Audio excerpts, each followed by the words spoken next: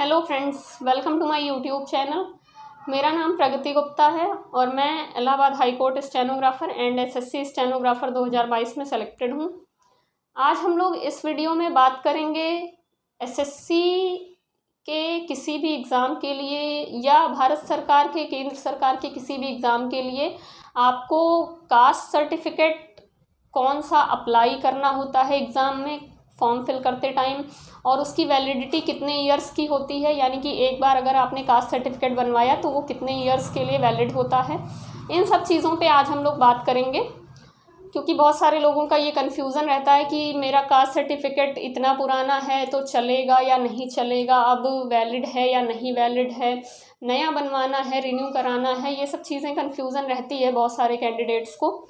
तो आज हम लोग बात करें अगर एसएससी के एग्ज़ाम्स में या किसी भी केंद्र सरकार के एग्ज़ाम के लिए, तो आप लोगों का जो भारत सरकार का एग्ज़ाम होता है यानी सेंट्रल गवर्नमेंट के जितने भी एग्ज़ाम्स होते हैं उन सभी में जो लगता है कास्ट सर्टिफिकेट वो गवर्नमेंट ऑफ इंडिया से ही बनकर आता है।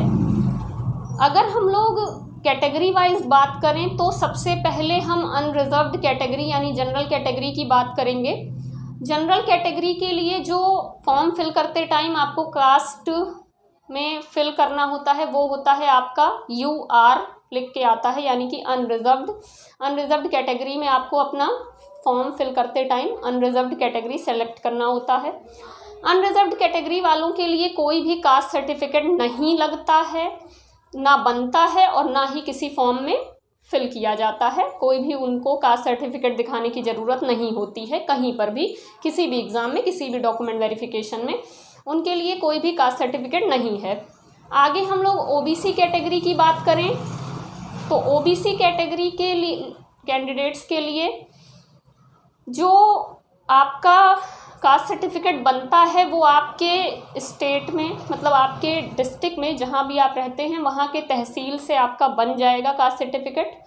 वो आपको वहाँ बताना पड़ेगा कि मुझे केंद्र सरकार का एग्ज़ाम फॉर्म फिल करना है तो मुझे केंद्र सरकार के फॉर्मेट पे ही चाहिए कास्ट सर्टिफिकेट, तो वो लोग उस अकॉर्डिंग बना कर देते हैं। वो under the government of India होता है और उसकी वैलिडिटी जो होती है वो 3 ईयर्स की होती है, यानी कि 3 साल के लिए आपका वैलिड होता है। जिस भी डेट में आपका कास्ट सर्टिफिकेट इशू हुआ है उस डेट से ठीक 3 साल तक आपका वो कास्ट सर्टिफिकेट वैलिड रहेगा।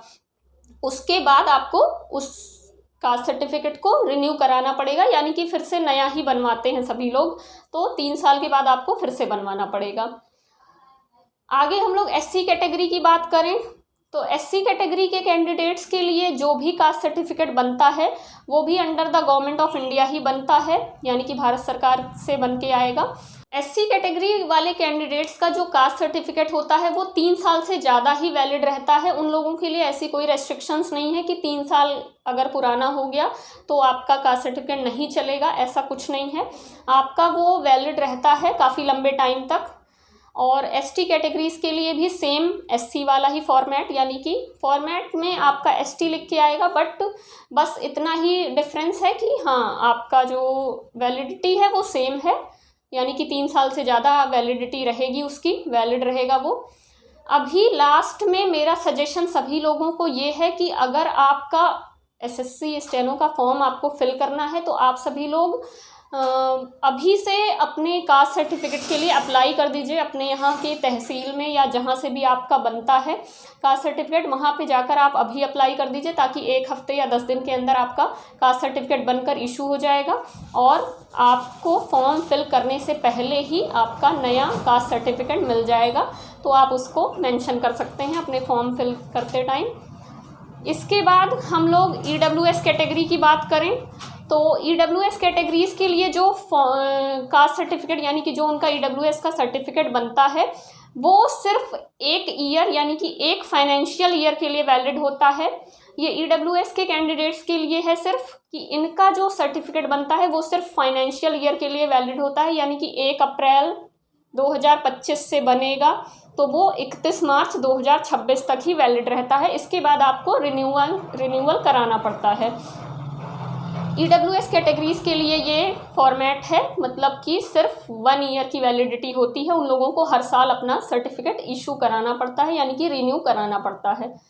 तो अभी आप सभी लोग जिनका भी EWS, OBC, SC, ST categories के कैंडिडेट्स हैं, वो सभी लोग अपने फॉर्म फिल करने से पहले ही इसके लिए अप्लाई कर दें, यानी कि अपने कास्ट सर्टिफिकेट के लिए अप्लाई कर दें, क्योंकि बहुत ज़्यादा इम्पॉर्टेंट है। आपको जब भी आपका डॉक्यूमेंट वेरिफिकेशन होगा तो आपको दिखानी पड़ेंगी वहाँ पे कास्ट सर्टिफिकेट, वहाँ पे आपको दिखाना पड़ेगा।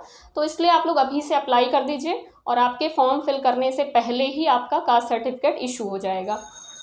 अब इसी के साथ मिलेंगे हम लोग नेक्स्ट वीडियो में। तब तक के लिए टेक केयर, बाय बाय।